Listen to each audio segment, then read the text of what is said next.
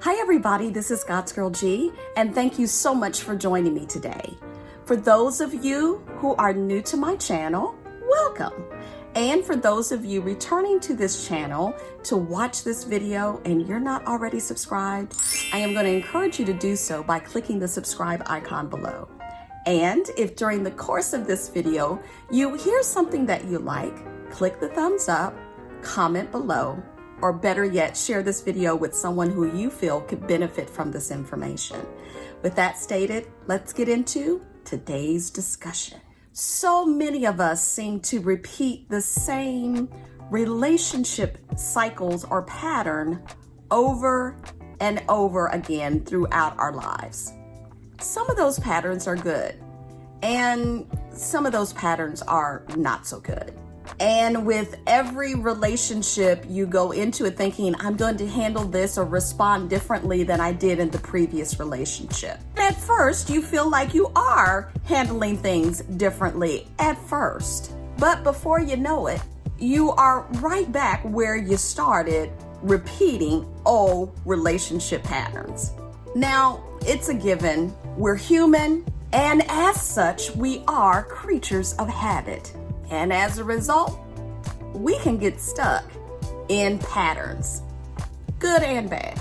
The health of these relationship patterns can show up in varying degrees. And sadly, those unhealthy relationship patterns can slowly sneak up on us without even knowing it until we see the stormy path it put us on. In an article that I was reading on the science of people, Vanessa Van Edward identified 3 basic things that our relationship pattern dictates. Who we pick is 1, how we interact with them, and 3, how we let them treat us. 3 relationship patterns that you must take note of. Unhealthy relationship patterns can develop slowly over time with small signs of dysfunction. I think what gets some of us is that because it's a small sign of dysfunction, we dismiss it. But when you put all those small dysfunctions together, it reveals an unhealthy relationship. And by the time you put all of those dysfunctions together, you have spent time trying to cultivate the relationship, and thus you have time invested. And so it can make it hard to put boundaries in place when you've let the dysfunction of a relationship go on so long. This is why it's important to identify these unhealthy relationship patterns as early as possible. So here's just a small example of some unhealthy relationship patterns that maybe you might start recognizing in yourself. 1, being too dependent. Your relationship should not be your entire life. If you are reluctant to make plans that doesn't require the both of you, this may be a sign. And if you're not willing to let your partner do things on their own or failing to respect their need for alone time, that's a sign too. Next, being too independent, which is the opposite of dependent. And as stated, while having your whole life revolve around your relationship is unhealthy, doing the opposite, meaning not being willing to compromise anything for the relationship, is problematic too. If you're always demanding that things be your way or the highway, you are restricting your partner's freedom in a very unhealthy way. Which brings up the 3rd example of an unhealthy relationship pattern: not being willing to make sacrifices. Relationships require numerous sacrifices and compromises. It comes all the way down to making reasonable agreements with each other to balance out each other's wishes.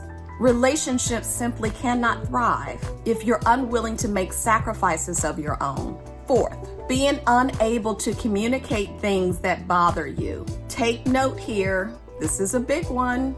It is crucial to the success of any relationship that you can convey negative things to your partner without them taking major offense. Likewise, you should be willing to listen to the issues they have with you. So listen, I get it. When you really like someone, you tend to overlook some of these warning signs. And I do understand. But just remember, if this is history repeating itself, we've got a lot that we need to learn and figure out about how to break these patterns. So I want to now talk about some ways you can challenge those bad relationship patterns so that you can focus on having healthier relationships moving forward. One is you need to forgive yourself. Now, this is probably between prayer and forgiveness. Those are always the first two steps that I'm always going to list out. Forgiveness, prayer, forgiveness. But forgiveness plays a huge part in this because guess what? We play a huge part in the creation of those bad relationship patterns. Not only do we create those patterns, but we allow them to continue. And when you find yourself back in a bad relationship pattern, there's all kinds of head drama that's going on. You're asking yourself questions. What is wrong with me? How did I let this happen again? I must deserve these bad relationships. So with all that head drama, you really need to forgive yourself. Forgive all the times that you've allowed yourself to enter into an unhealthy relationship. Forgiveness will help you put the past where it belongs, in the past, so it stops disrupting your future. Then you pray about it and ask God to help you to understand, identify some of these patterns that may not have been obvious to you so that you don't repeat it. Next, you need to understand where the pattern came from. Now, after you've forgiven yourself and prayed about it, you can start on working to correct the harmful behaviors.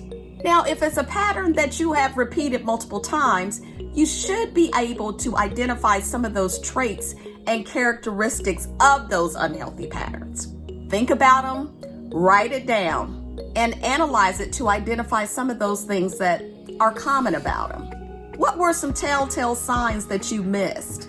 What was it about those relationships that triggered those behaviors in you?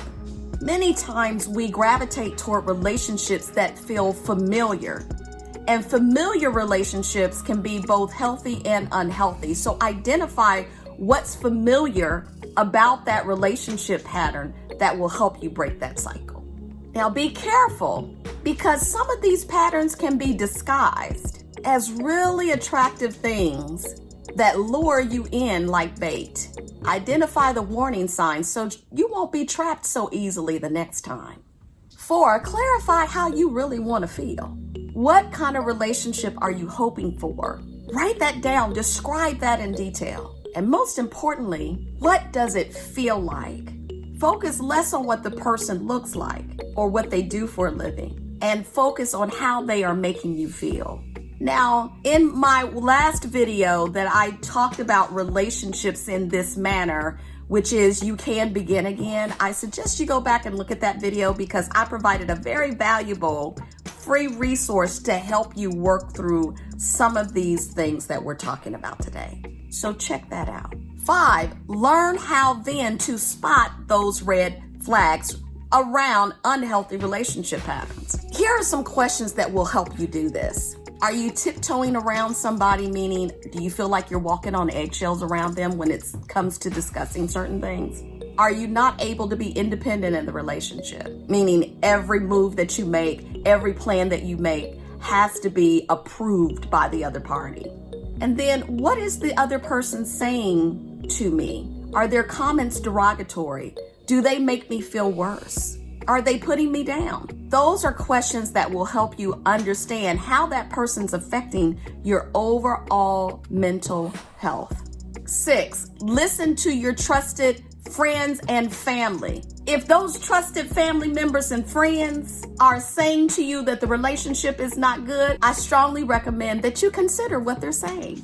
People who genuinely care about you and know who you are, they see things that maybe you're not seeing. 7, take time to heal before moving on. When the time comes after you've paused to heal all of your relationship wounds, know that we learn something from each new relationship, which is the whole point of life anyway. To live and love, make mistakes, learn, and go forward. So take time to heal, then move forward. Now listen.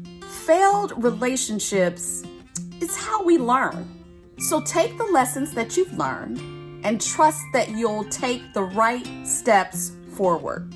And if you find yourself back in a bad or unhealthy relationship, it just means that there was something else that you needed to learn.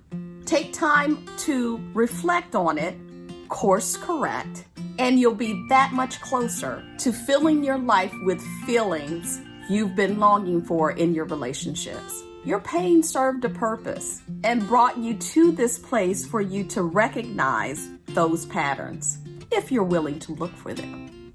Recognize that we are all perfectly imperfect. We're working through our own patterns and trying to heal our pain. And forgiveness is the biggest gift you can give yourself and anyone, because you really are worth it. Thank you so much for joining me today. And don't forget to subscribe, like, comment, and share.